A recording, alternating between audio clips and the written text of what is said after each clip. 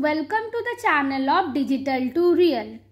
Today we are going to discuss about the overview of Linux. Linux is an open source operating system. It is very much inspired from Unix operating system, but Unix operating system is a licensed and proprietary licensed operating system, while Linux is a open source and it is based on Linux kernel. Now, open source software. What is open source software? So, this term open source software is used to refer to group of softwares. Software is what? It is a set of statements written in order to get some result at the end. This open source software, they are free and anybody has the right to use, copy, study and change the software. That means the source code of the software is shared with everybody. Anybody can come and make changes to it. They can study it, and this open source software are being encouraged to voluntarily improve the design. Anybody can come, they are encouraged to make changes into the design and make it much better.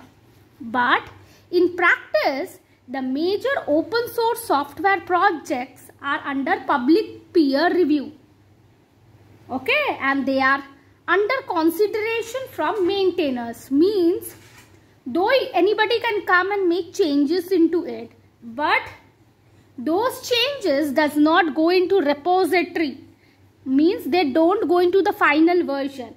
Before that, those changes are being given for peer review. After the peer review, those who maintain those software, this open source software, the maintainers, they also review it.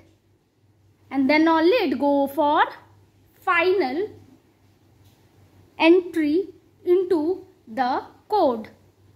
In proprietary software, software is under restrictive copyright licensing. That means these softwares are not open. The source code are hidden from the users. They are not easily available and they are being sold. Actually, they are being sold from the publisher company who publishes, who writes the software. No, that particular software company, they do not keep the source code open from the users, and anybody cannot come and make changes into the source code. They are restrictive copyright licensing. Means you have to pay money in order to get those software. Proprietary software is also called closed source software and non-free software. These are the two terms. Opposite of open is closed. Open source software ka opposite closed source software. Now, as mentioned, the publisher means whosoever write this proprietary software, they have the right, they have the licensing right to use. Linux kernel is an open source operating system like kernel.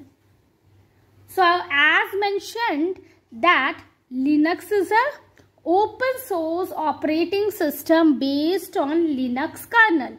And here this Linux kernel is an open source kernel. What is kernel? Kernel is an operating system that facilitates the interaction of application software and I/O peripherals, memory, CPU. So that is what the kernel does. Kernel is a computer program that has complete control over the interactions between the hardware resources. What are the hardware resources? In computer system, the hardware resources are I/O peripherals, memory, CPU. There are hardware resources and there are software components. So, kernel is a software program actually that has complete control over the interaction between them. Kernel is the first program that is loaded on startup of a computer system, and it handles the memory, peripherals and I/O request from the software. Whatever the I/O, whatever the peripheral request is made by the software, the kernel attend to those requests and translate them into data processing interactions from CPU. Here is the diagram. Kernel is there, applications are there, CPU memory devices, and kernel facilitate the interaction between the application software and hardware of a computer. Now, usage of Linux. Linux is used in embedded devices. Where Linux is used? They are used in embedded devices. They are used in Android phones. They are used in different mobile devices. They are used in personal computers. They are used in servers. And they are used in supercomputers. These are all places where the Linux is used. Now, Linux architecture allows it to be used for several scenarios.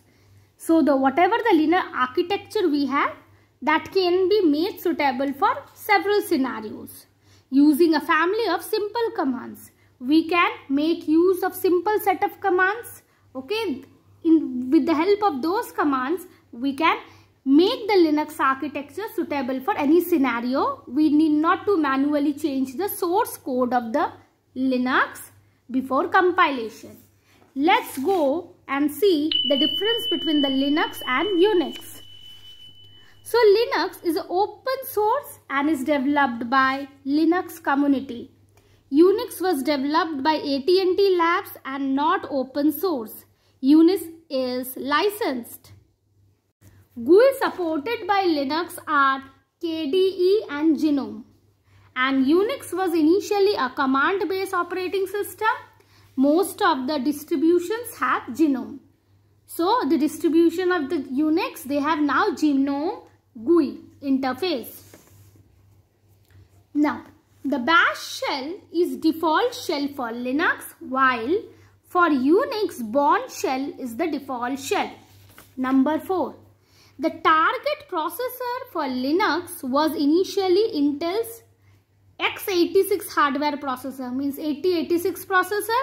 Now 20 plus processor families, they make use of Linux, while Unix supports PA RISC and Itanium family of processors. By default, most of the Linux system has VI editor, which is the default text editor. Now Linux commands which are commonly used in the VI editor, we will discuss about it in my coming videos, but now only I will list them out so that we can get an idea of the VI commands which can be used in the Linux architecture. Path, man, passwd, uname, who, date, pwd, cd, mkdir, rmdir, cp, mb, cat, tar, gzip, file handling utility, security by file permission, process utilities, disk utilities, networking commands. Unlink, du, df, mount, umount, find, umask, telnet, rlogin, ftp. Now we have the test processing utilities, tail, head, sort, ni, uniq, grep, egrep, fgrep, cut, paste, join, tree, pg, cmp, diff, tr, awk, cpio. These are all the commands which we will be studying in our next video of VI editor. So if you like this video of Linux overview, please share with your friends and please subscribe the channel and have a very nice day. Bye bye.